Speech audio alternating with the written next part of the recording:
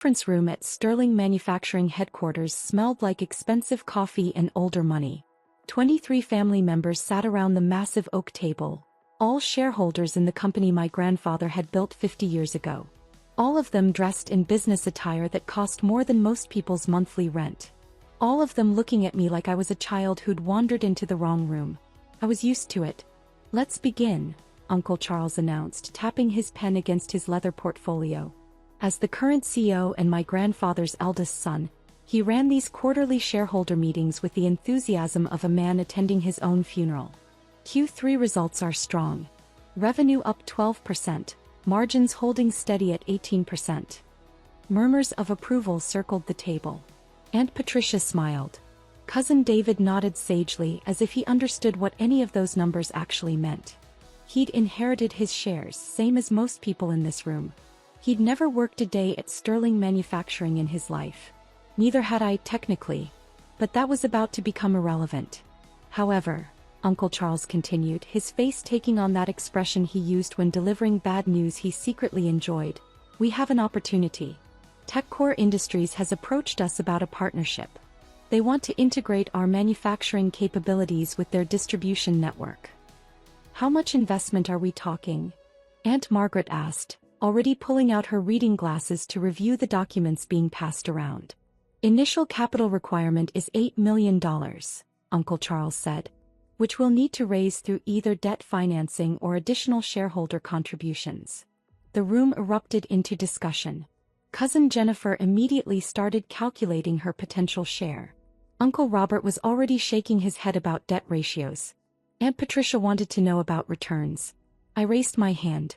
Uncle Charles noticed me the way you might notice a mosquito, with mild irritation and the assumption it would go away on its own. "Yes, Sophie. I think we should decline the TechCore partnership," I said clearly. The room went silent. Then someone laughed. I think it was David. "I'm sorry." Uncle Charles's tone suggested I'd just proposed we manufacture products out of cheese. "The TechCore partnership," I repeated. "I think it's a bad investment. Their distribution network is over-leveraged, they're facing regulatory challenges in 3 states, and their stock price has dropped 22% this quarter. Partnering with them right now would be like tying our anchor to a sinking ship." More silence. Then David laughed again, louder this time. "That's adorable," he said, not even trying to hide his condescension. "You've been reading business news. How cute." "Sophie," Aunt Margaret said in that voice adults use with precocious children, "this is a complex business decision. TechCore is a Fortune 500 company. They've been in operation for 30 years. 32 years, I corrected. And they're currently defending against 2 class action lawsuits and an SEC investigation. Their CEO resigned last month, and their CFO is selling personal shares at a rate that suggests he knows something the public doesn't." Uncle Charles set down his pen. "And where exactly are you getting this information?" "Reuters, Bloomberg, SEC filings, and TechCore's own quarterly reports," I said. "It's all public information. Public information that you apparently have time to read while doing whatever it is you do," Cousin Jennifer said with a smirk. She worked in marketing for a small firm and considered herself a business expert. "Some of us are busy running actual companies." "I own a software development company," I said mildly. "We do quite well." "Oh, that's right," David said, snapping his fingers in mock remembrance. "You make those app things. How many employees do you have again?" 5. 47 actually. As of last month." "Cute," David repeated like it was his favorite word. "But Sophie, this is big business. Sterling Manufacturing does $60 million a year in revenue. We're talking about partnerships that could double that. Your little software company is sweet, but it's not exactly relevant experience for this conversation." I took a sip of my water. The glass was Waterford crystal because of course it was. Everything in this building screamed old money, trying to prove it was still relevant. "I understand your concern," I said, keeping my voice level. "But I still think we should vote against the TechCore partnership." Uncle Charles actually rolled his eyes. "Sophie, with all due respect." "Which usually means no respect at all," I interjected. "You own less than 1% of this company," he continued, ignoring my comment. "Your grandfather left you 10,000 shares when he passed. That gives you 0.4% ownership and exactly zero say in major strategic decisions. Actually, Aunt Patricia added helpfully, I think it's 0.38% ownership. Not even 0.4. The room found this hilarious. Even Uncle Robert, who usually tried to be kind to me, was smiling. So while we appreciate your input, Uncle Charles said in a tone that made clear he absolutely did not appreciate my input, the adults in the room will make this decision. All in favor of moving forward with the TechCore partnership evaluation. 22 hands went up. Everyone except me. Motion passes, Uncle Charles declared. We'll begin due diligence immediately. Wait, I said. Sophie, the vote is over, Aunt Margaret said tiredly. I'd like to propose an alternative investment strategy, I continued. Instead of the TechCore partnership, we should focus on upgrading our existing manufacturing equipment, expanding into sustainable materials and diversifying our client base. I've prepared a presentation. I pulled out my laptop. David actually groaned. Oh my God, she made a PowerPoint. This is like watching a high school student present a career day project. Sophie, Uncle Charles said, his patience clearly exhausted, we don't have time for this. Some of us have real jobs to get back to. This will take 10 minutes, I said. We don't have 10 minutes to waste on. On what? I asked, meeting his eyes. On strategic planning? On alternative perspectives? On hearing from a shareholder? On listening to someone with 0.38% ownership lecture us about business strategy, Jennifer said. No offense, Sophie, but you inherited some shares from Grandpa. That doesn't make you qualified to run this company. Neither does inheriting 30,000 shares, I pointed out.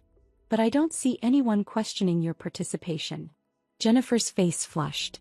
I have an MBA. From an online program you completed while working part-time, I said. I'm not judging. Education is education. But if we're measuring qualifications, I have a degree in mechanical engineering from MIT and an MBA from Stanford. I graduated summa cum laude from both. That shut them up for approximately 5 seconds. Well, good for you, David said. But again, this is big business. Real money. Not whatever you're playing with in your app company. My software company generates $8 million in annual revenue, I said quietly. More silence. David blinked. 8 million. 8.3 million to be precise. We specialize in manufacturing optimization software.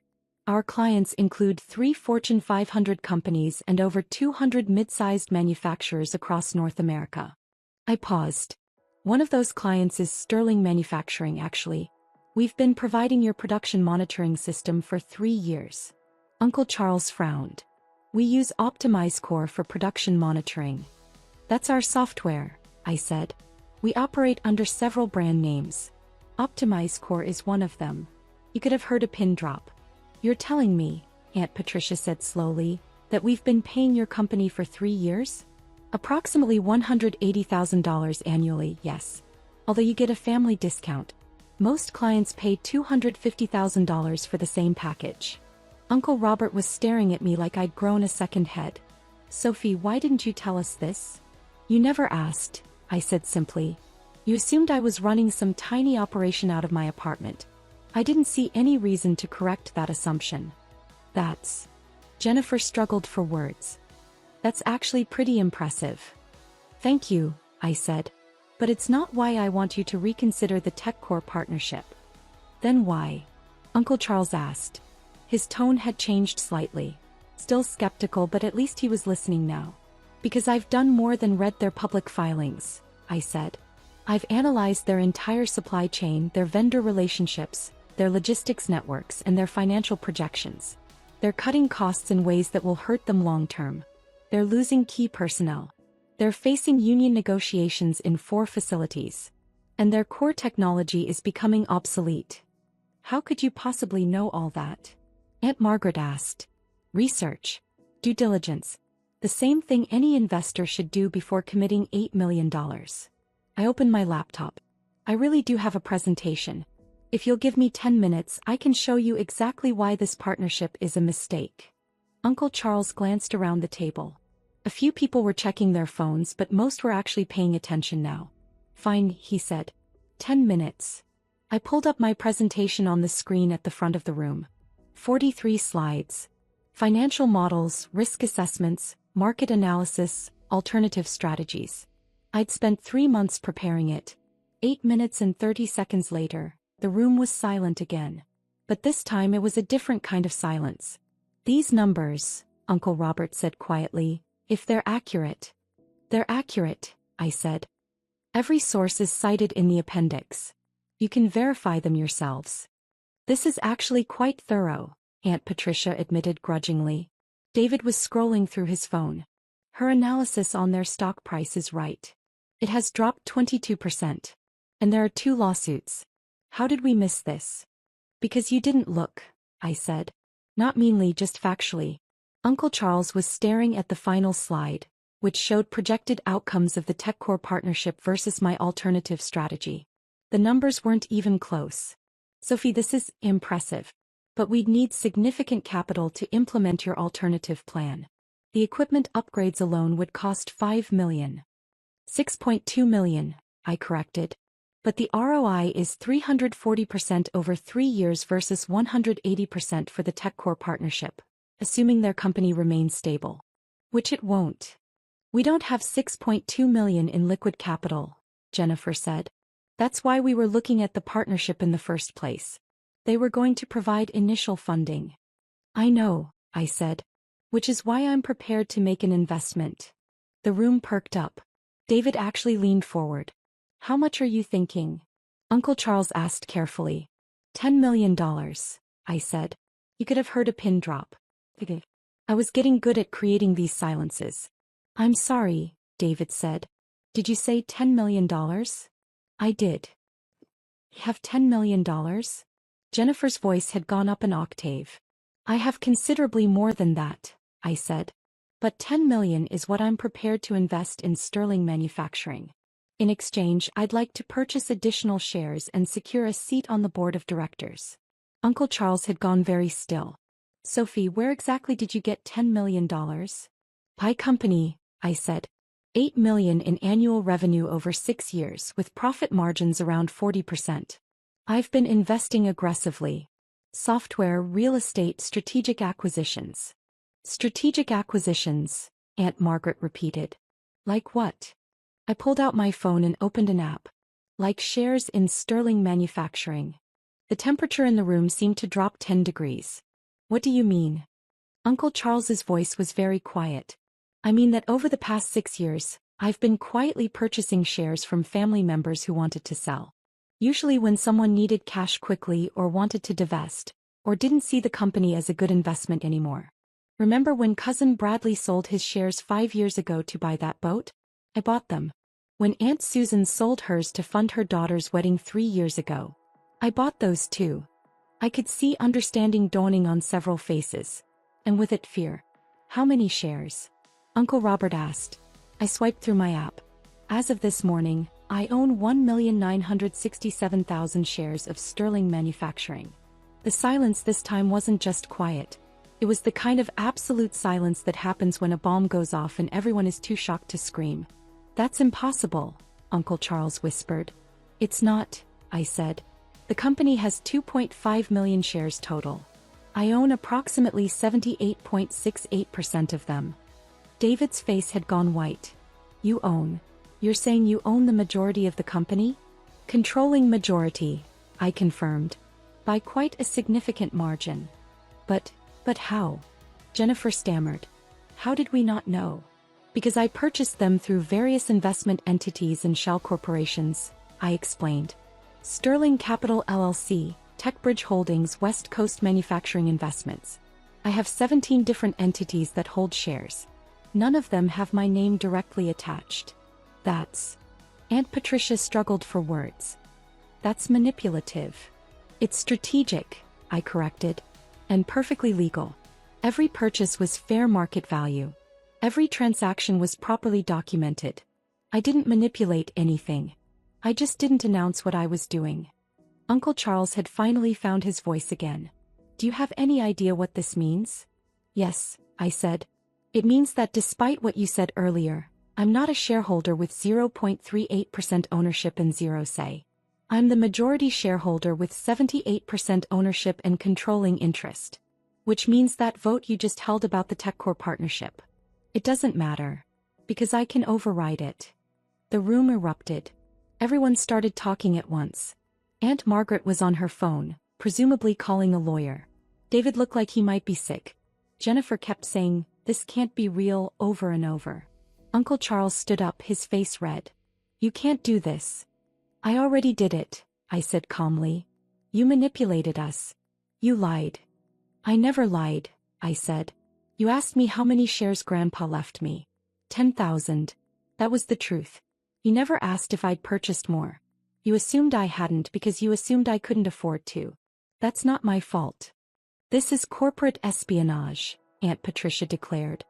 "It's really not," I said. "Every share was purchased through open market transactions or private sales where the seller knew exactly what they were selling.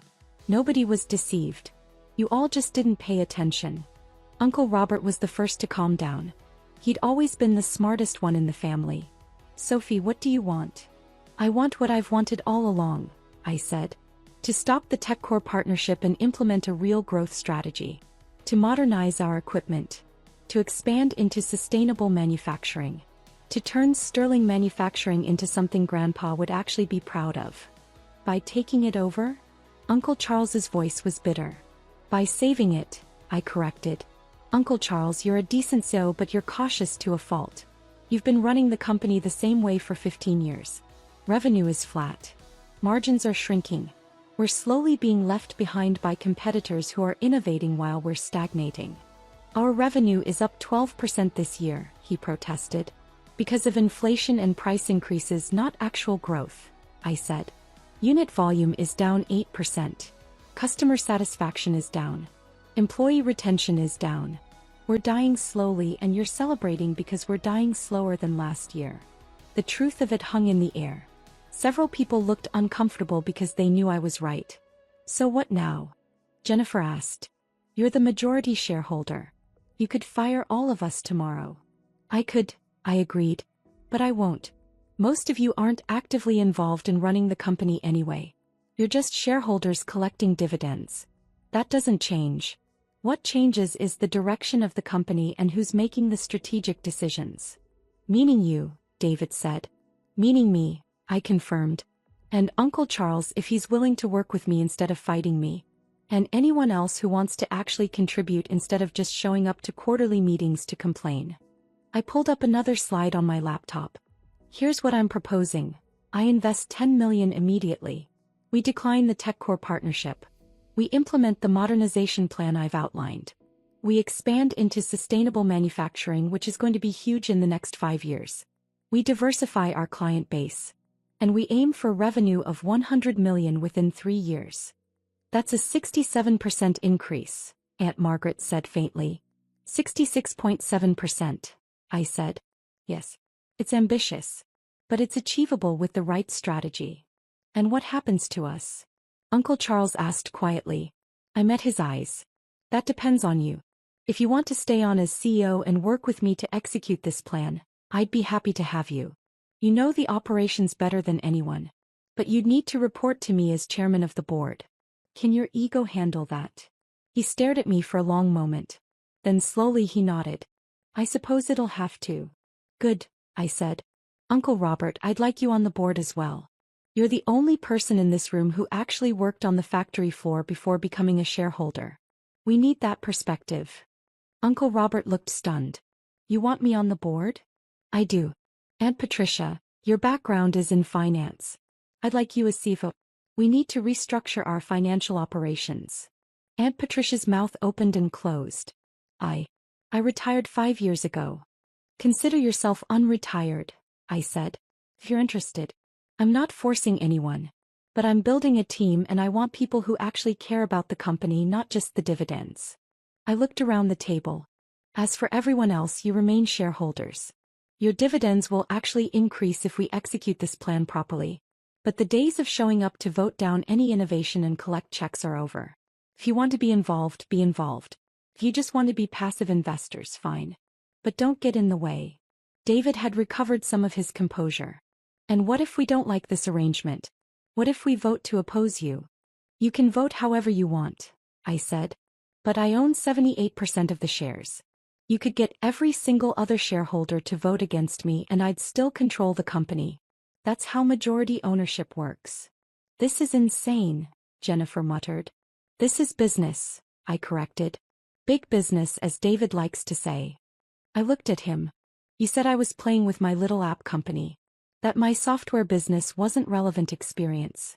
Well, my little company generates more revenue than some of you make in dividends. And I used that money to buy controlling interest in this company while you were all too busy dismissing me to notice. I closed my laptop and stood up. I'm scheduling a proper board meeting for next week. Uncle Charles, Aunt Patricia, Uncle Robert. I'll expect you there. We'll formalize the investment, the strategic plan, and the new organizational structure. Everyone else will receive detailed information about what's changing and what stays the same. You can't just walk out, Aunt Margaret said. We have questions. Then email them to me, I said. My contact information is in the shareholder directory. The same directory where my company is listed as your software vendor. The same information that's been available to you for 3 years that none of you bothered to look at. I picked up my bag and headed for the door. Sophie, Uncle Charles called out. I turned. He looked older than he had an hour ago. Why didn't you just tell us? Why go through all this secrecy? Because I wanted to see if you'd ever take me seriously on my own merits, I said. If you'd ever listen to Sophie the person, not Sophie the young cousin with barely any shares. And you didn't. Even today, even after I showed you my analysis, you were ready to dismiss me until I proved I had the power to force you to listen. That's not fair, Jennifer protested. Isn't it? I asked. David called my business suggestions cute. You compared my presentation to a high school career day project. Uncle Charles literally said I had exactly zero say in strategic decisions. You didn't dismiss my ideas because they were bad. You dismissed them because you didn't think I mattered. Nobody had a response to that. Well, now I matter, I said. Now you have to listen. Not because I've convinced you I'm smart or capable or qualified, but because I own 78% of the company and you have no choice. It shouldn't have taken that. But it did. I opened the door. Sophie, Uncle Robert said quietly. For what it's worth, I'm sorry. You're right. We should have listened. I gave him a small smile. Thank you, Uncle Robert. See you at the board meeting. As I walked out of the conference room, I could hear the eruption of conversation behind me. Shock, anger, disbelief, and from a few voices, what might have been grudging respect. My phone buzzed. A text from my CFO at my software company. The Sterling manufacturing deal closed. $10 million transferred to escrow pending board approval. You really bought 78% of your family's company without them noticing. I texted back, I really did. You're terrifying. Thank you. I walked through the Sterling manufacturing lobby, past the portraits of my grandfather and the other founders, past the plaque celebrating 50 years of business, past the receptionist who'd watched me grow up at these shareholder meetings. Have a good day, Miss Sterling, she called out. You too, Diana, I said. Then I paused.